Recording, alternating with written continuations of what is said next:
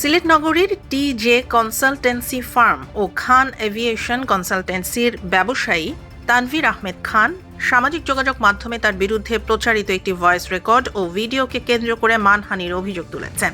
তিনি দাবি করেছেন একটি চক্র উদ্দেশ্য প্রণোদিতভাবে তার সুনাম ক্ষুণ্ণ করতে এসব প্রচার করছে। বুধবার ১ এপ্রিল সিলেট প্রেস ক্লাবে গণমাধ্যমে পাঠানো এক লিখিত বক্তব্যে তানভীর আহমেদ খান বলেন, ওয়ান টিভি নামের একটি ফেসবুক পেজ থেকে তার ব্যক্তিগত ফোন আলাপের একটি ভয়েস রেকর্ড ভিডিও আকারে প্রকাশ করা হয়েছে।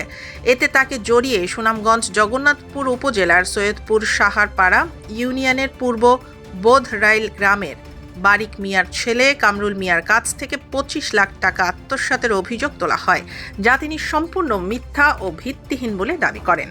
আমরা তার কাছ থেকেই জানতে পারি তিনি ইংরেজিতে তাদের প্রশ্নের উত্তরে যুক্তরাজ্যে যাওয়ার কারণ দর্শাতে পারেননি, এ কারণে তাকে পাস দেয়নি।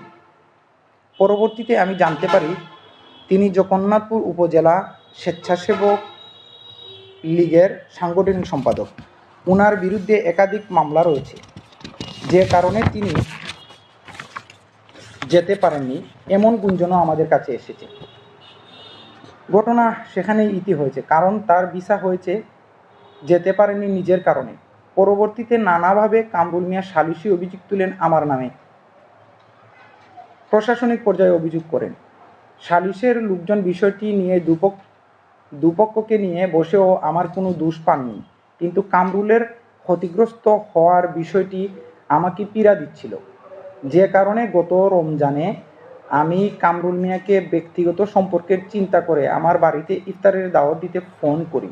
তখন তিনি হঠাৎ বলেন আমার কাছে তিনি টাকা দিয়েছেন, ইঙ্গিতপূর্ণ দু চারটি কথাও বলেন। এতে আমার সন্দেহ হয়। তখন আমি তাকে বলি এসব অহেতুক কথাবার্তা না বলার জন্য। যেহেতু বিষয়টি সালিসি পর্যায়ে আমার বিরুদ্ধে কোনো অভিযোগের প্রমাণ মিলেনি, পরে স্বাভাবিকভাবে তাকে আমি ইফতারের দাওয়াত দিয়ে কল রেখে দিই। এই ফোন কলটির কথাবার্তায় ওয়ান টিভি নামের পেজটি আপলোড হয়েছে। তিনি জানান কামরুল মিয়ার সঙ্গে তার পূর্ব পরিচয় রয়েছে এবং ঢাকার একটি প্রতিষ্ঠান যার নাম গ্লোবাল ভিসা ক্লাউড এর মাধ্যমে যুক্তরাজ্যে যাওয়ার প্রক্রিয়ায় তিনি কেবল মধ্যস্থতাকারীর ভূমিকা পালন করেন। কামরুলের দেয়া অর্থ সংশ্লিষ্ট প্রতিষ্ঠানের কাছে ব্যাংকের মাধ্যমে হস্তান্তর করা হয়েছে বলেও তিনি দাবি করেন এবং এই সংক্রান্ত প্রমাণ তার কাছে রয়েছে বলে উল্লেখ করেন। কামরুল মিয়ার সঙ্গে আমার পূর্ব পরিচয় রয়েছে।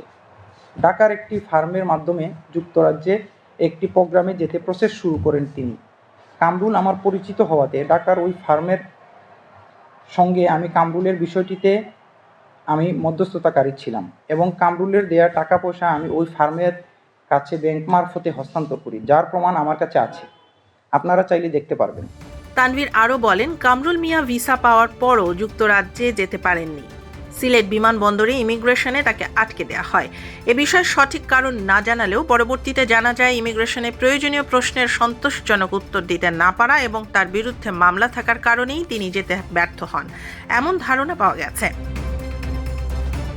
প্রেস বিজ্ঞপ্তিতে তিনি আরও উল্লেখ করেন, সম্প্রতি রমজান মাসে ব্যক্তিগত সম্পর্কের কারণে কামরুল মিয়াকে ইফতারের দাওয়াত দিতে ফোন করলে সেই কথোপকথন রেকর্ড করে তা বিকৃতভাবে সামাজিক যোগাযোগ মাধ্যমে ছড়িয়ে দেওয়া হয়। এতে বিভ্রান্তিকর ক্যাপশন ব্যবহার করে তাকে দোষারোপ করা হয়েছে। তিনি জানান, এ ঘটনায় তিনি আইনগত পদক্ষেপ নিচ্ছেন এবং সংশ্লিষ্টদের বিরুদ্ধে ব্যবস্থা গ্রহণ করবেন। সবশেষে তিনি গণমাধ্যম ও সাধারণ মানুষের প্রতি আহ্বান জানিয়ে বলেন, যাচাই বাছাই ছাড়া এ ধরনের বিভ্রান্তিকর তথ্য বিশ্বাস না করতে এবং তার প্রতি আস্থা রাখার জন্য।